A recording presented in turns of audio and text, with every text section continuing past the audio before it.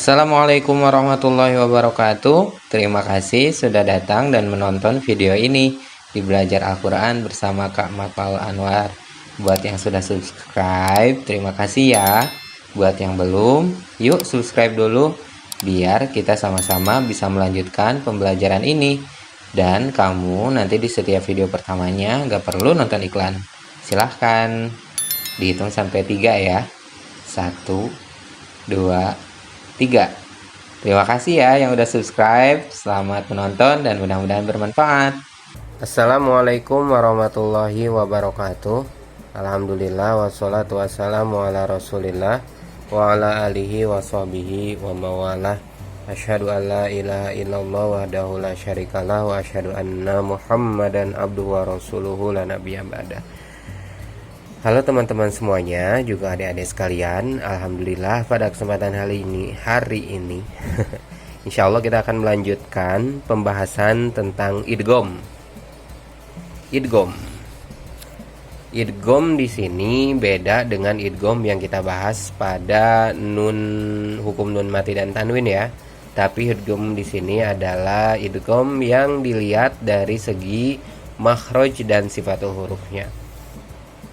Insya Allah beberapa dari teman dan adik-adik juga pasti udah tahu, jadi kita tinggal mengulang aja ya. Di sini untuk pengingat ada 3 jenis idgham. Yang pertama idgham mutamatsilain, yaitu apabila bertemu huruf yang sama makhraj dan sifatnya, baik itu sama hurufnya ataupun berbeda, yang penting adalah sama makhraj dan sifatnya, maka disebut dengan idgham mutamatsilain.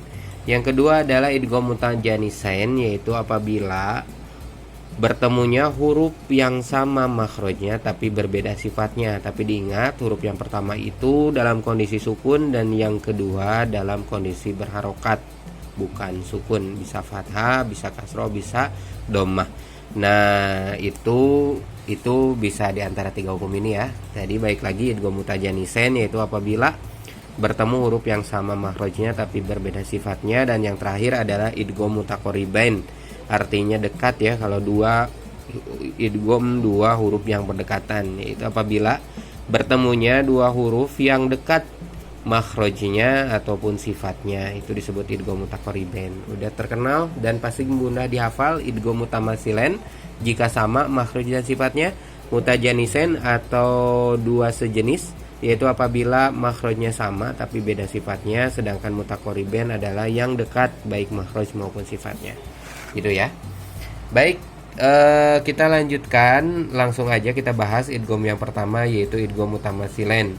Di sini dijelaskan apa itu idgham mutamatsilain, yaitu apabila bertemunya huruf yang sama makhraj dan sifatnya. Jadi apabila ada 2 huruf, yang satu berharokat, yang satu tidak berharokat, yang pertama itu pasti tidak berharokat ataupun sukun dalam keadaan mati, dan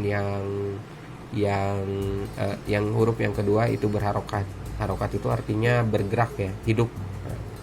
Ciri-cirinya hidup kan bergerak. Nah, bisa dhammah, bisa kasroh, bisa fathah. Nah, huruf pertama dalam keadaan sukun sehingga harus dimasukkan pada huruf yang kedua yang berharokat. Di sini ada beberapa contoh, ada 3 contoh. Jadi di contoh kaf bertemu kaf ini ada di An-Nisa ayat 78 ya. Ternyata di sini dibacanya itu dari kanan ke kiri ayat angkanya, jadi 78. Kalau di Al-Quran ini Al-Quran standar Depag ya. Itu biasanya ayat itu kan dari kanan ke kiri, dari kiri ke kanan, seperti ini 34, 35, 36, 37. Nah, kalau di sini di buku kakak ini dari kanan ke kiri ya. Jadi ini 78, ini 28, dan di Al-Baqarah ayat 60. Idrib bi'asoka, baknya ketemu bak lagi. Nah, ini disebut idgham mutamatsilain. Dan yang terakhir ini idgham mimi atau disebut juga idgham safawi. Nah, di sini juga disebut idgham mutamatsilain. Itu ada dalam surah Al-Baqarah ayat 10, surah Quraisy ayat 4, wa amanahum,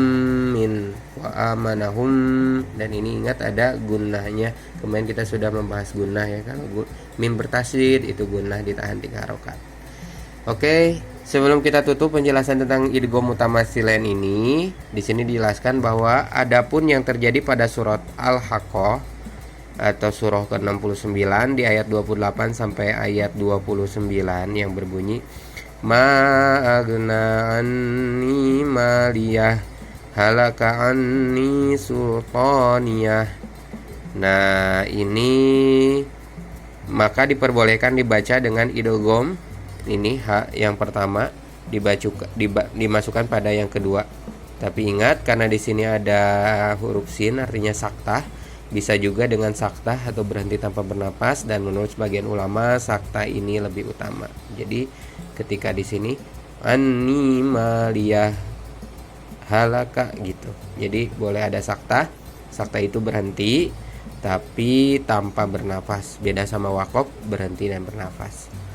Demikian penjelasan tentang idgham mutamasilain. Nanti kita akan lanjutkan insyaallah ke idgham mutajanisain.